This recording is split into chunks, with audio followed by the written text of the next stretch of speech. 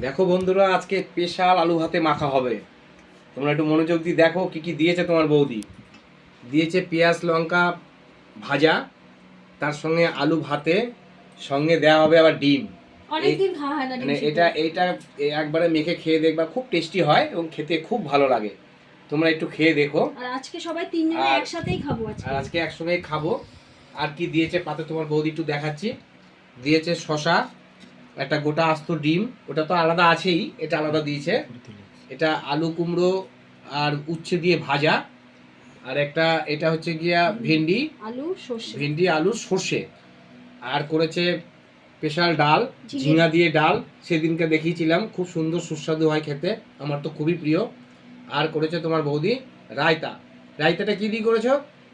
শশা, গাজর, পেঁয়াজ, ধনেপাতা, টক দই, এটা দিয়ে রায়তাটা করা হয়েছে।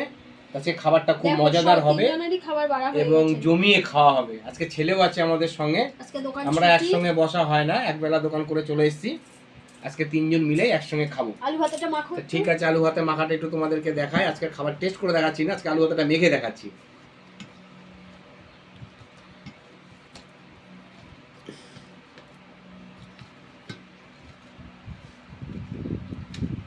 তেল লঙ্কা সব তেল দিয়েছো, লবণ দিয়েছো?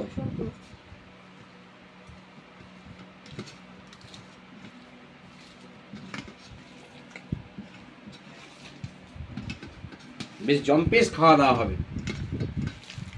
আমার তো এইরকম আলু ভাতে হলে আর ডাল হলে আর তো কিছু লাগেই না, এই দিয়েই মনে হয় খেয়ে নিই।